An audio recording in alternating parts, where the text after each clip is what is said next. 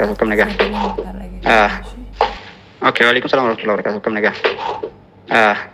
Mujatti waliin dubbataa irra waliin guyyaa lama maal biyya tureen. Isin sagalee keettee hin deebisneefi. Malee si jammar YouTube katti gurgurana.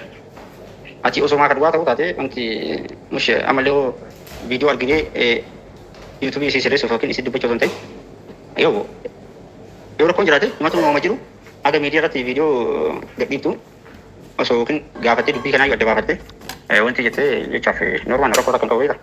Innaa maraafuu karantaanii itti taraddaate ati haasawaa misii dhageeffatte malee haasawaa sagalee nuti wajjin haasofne faayisii qofa dhageeffatte malee kenna. Assalamu alaikum warahmatullahi wabarakatuh. Ashama mutaqashti arkafune akkuma sagalee obboleessa keenyaa isin dhaggeeffachiise viidiyoo dhiyoo kana caaltuuf muktaar irratti waraabeen ture jechuudha. Inna viidiyoo sana wal qabatee arra waan ta'e takka isinitti dhimma barbaadeetan dhufe viidiyoo sana amma yoo argitan hin jiru kaaseetiin jira jechuudha. Sababni itti viidiyoo sana kaaseefis sababa takka jira. Inna namoonni takka moo jechuudha.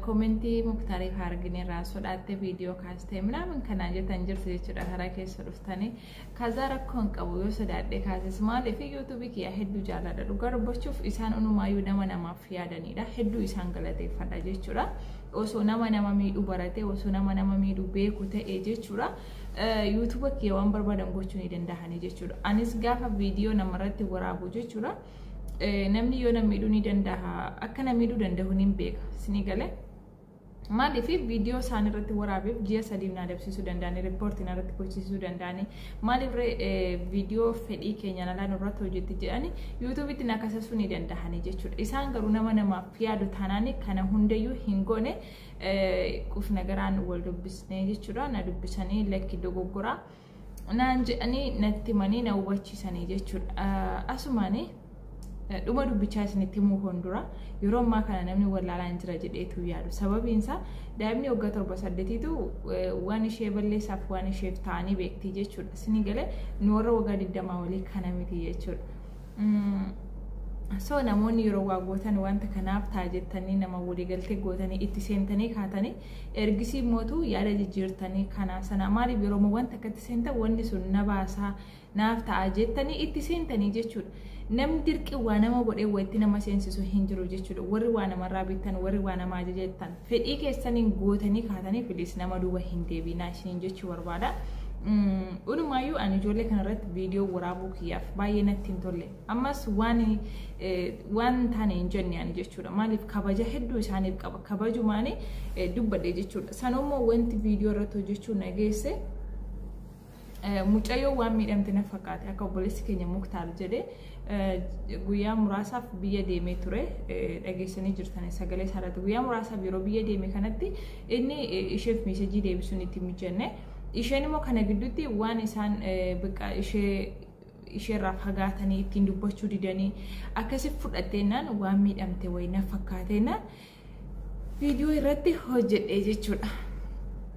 Garuu isheenis miidhamtu osoo hin taane rakkoon jiru waliin dubbatanii jiranii inni biyya ture kanaaf meesejii deebisuu hin dandeenye akkaataa waliigaltee isaanii jalqaba haga dhumaatti yeroo na hubachiisanii isaan badiin waan jiru miti jechuudha badiin hin jiru innaa wallaahi jechuudha baay'ee takka dhiifama gaafadheen jira asumaan immoo hedduun jaalladha hedduun kabaja namoota yuutuubara oromoo tahan jechuudha nama kamiinuu hedduu jaalladhaani maaliif akkuma yuutuuba irraa dalagannu yuutuuba irraa dalaganii waa argatu ni danda'ama argatu qofaa osoo hin taane dhuftee nama wal baruunu jechuudha waa hedduu qaqqayanii namatti tolaa jechuudha sagalee miidiyaa mataa keetii qabaachuun si tola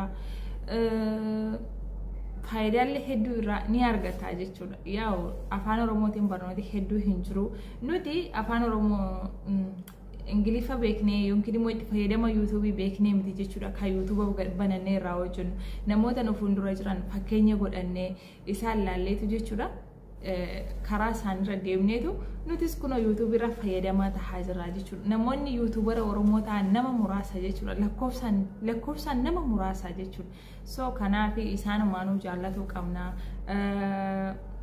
kabajuu ni qabna sinii galee hedduu jaalladha hedduu kabaja sorry isiniin jechuu barbaada warroonni sorry isiniin jechuu barbaada warroonni natti mufattanii akkasuma viidiyoo isaan irratti waraabuuf illee namoonni isinitti hin tolle jiraachuu danda'a. Namoonni takka koomentii jalatti illee kaapitamtee dhuftee kijibdu naan jettanii jirtu. Warri suni warra ammeenya isaanii dhaga'uu hin feenedha akkuma kiyya. Anillee nama isaanii takka dhaga'uun fedhu wallahi billahi hedduu takka jaalladha jechuudha. Maaliif namni keenya hedduunsaa hojjechuun ni danda'ama yoo hin beeku jechuudha.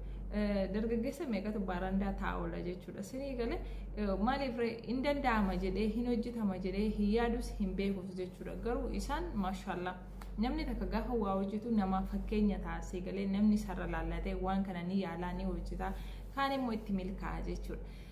Asumaanii akkaataa waliigaltee isaaniitu muyyootti dogoggora itti fakkaatee waan inni sagalee isee deebisuu hin dandeenyeef jecha waan miidhamte namni fakkaattee nan viidiyoo irra waraabe. Ani amma jechuun caaltuulee dhiifama gaafadheetiin jira. Wallahi caaltuun jechuudha kunumaayyuu nama gaarii. Wallahi osumaan waanuma hamaa takka je'eera ta'e hagamta kan of gaabaa isinii galee na dhiifama gaafadheetiin jira hunda isaaniitu jechuudha. Kan YouTube keenya irratti hin gubinis baay'ee gaariidha. Ammas taatu namoonni waan hamaatiin karaa maqaa namaa balleessuutiin wanta hin taane takkaan YouTube irratti geessee abaluu maxxansa abaluu qaanessa mana jettanii YouTubein bakka itti wal dararanii fi bakka itti wal miidhan miti jechuudha. Sinii galee abbaan danda'e waan mataa isaatii hojjeta. Sinii galee innaa wanni miidiyaan YouTube qoosaa wantoota hin taane of keessaa hin fedhu isinii jechuu barbaada. Viidiyoo isinii waan hin taane takka osoo namni sun hin beekin sagalee isaa waraabdanii gadhiistan osoo fedha isaan ta'in suuraa isaa yoo fayyadamtanii wallahi YouTube isin adabsiisuu danda'a jechuudha. YouTubein baay'ee takka seera jajjabaa qaba. Namni takka asirratti wal miidhuu, wal xiqqeessuu, wal qaanjessuu hin danda'u jechuudha. Miidiyaan kun miidiyaa kabajamtuudha YouTubein. Kanaaf obboleeyyan tiyyaa asumaanii obboleetti tiyya akka YouTube isaan irraa bitatte illeen waan sitti fakkaateef viidiyoo hojjedhee jira. Asumaan hundumtuu namoonni isaan irratti viidiyoo jechuun koo isinitti hin tolle yoo jiraate viidiyoo sana nama 12,000 daawwatee isaan keessaa tarii isaan irratti viidiyoo jechuun koo kan isin mufachiise ni jirtu waan ta'eef isinis dhiifama naa godhaa onnee keessan irraa isin jechuu barbaada. An sababa namni takka dhaqee namaan walii galee waan takka godhutti ani maaliif namaan wal dhaba qoy. Namoonni ammas abaluu akkas godhee kanarraa nu dubbadhu namni kan jettan ni jirtu jechuudha. Laa obboleeyyantii mamnu waan akkasii dogoggora jechuudha.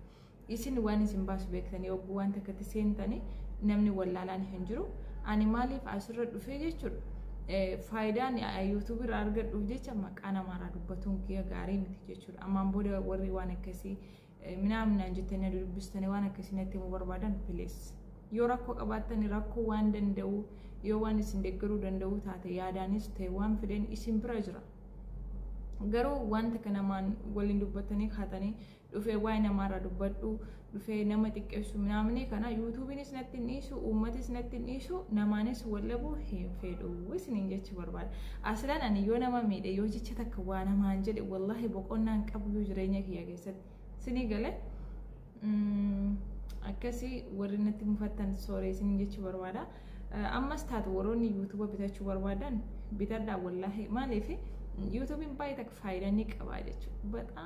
Bataam itti faayidaa qaba wallahi billahi. Namni birrii kudhan isinii kennu hin jiru jechuudha. Mana baay'een keenya amma mana madaamii keessa teenyee Wi-Fi fayyadamna. Warri biyyaallee daataa jechuudha. Waggaatti intarneetii birrii 10,000 meeqaan bitaniitu hojjetu jechuudha. Isin garuu warri mana madaamii keessa teessanii Wi-Fi kan madaamiiti. Tuni galee agastii yoo barbaadan viidiyoo ajandaa irratti gadhiistanii YouTube birrii meeqaa yoo bitattan uumamaa isinittiin badu isiniin jechuu barbaada. YouTubein buura waan takka ta'e bakka isinii galee akka nama hojii guddaa takka ofirraa qabu taabilatuu dandeessan. YouTube ofirraa qabdu hojjechuuf sammuu keessan amansiiftanii akkaataa hojjetanis yaaltanii barattanii hubattanii naani bataam itti waan akka YouTube hin jiru jechuudha. Salphaatti maallaqa argachuuf. Inni akkasii caaltuu muktaarii maqaa hordoftoota kiyyaan dhiifama isin gaafadhee jira. Hordoftoonni kiyyas dhiifama naa godhaanii garuu jecha takka illee waan isaan mufachiisaa hin jenne normaalii man viidiyoo hojjedhe baay'ee isin jaalladha isin kabajaa bakka kabajaa ilma namaaf qabdanii dadhabbii ilma namaa ni beektanii saniifu uf nagaraan akka viidiyoo kaasuu danda'u lennatti muu keessaniif hedduu isin jaalladha wallahi billahi osoo YouTube kiyya waan fedhan godhanii ni danda'anii jechuudha isin galee YouTube'n abalu suuraa kee fayyadamee viidiyoo kee fayyadamee jettee kaasastena gittimti raggodhaa jechuudha ciqaaciqeen beeku እና ከኑማ ደጉጎር ጅሩ hinjiru isaan akkaataa walii galtee isaan irratti milyoon waa dogoggora ubatte wanti dhumee jira xumuramee jira isiniin jedha isin jaalladha nagaatti tura isiniin jechuu jaalladha bye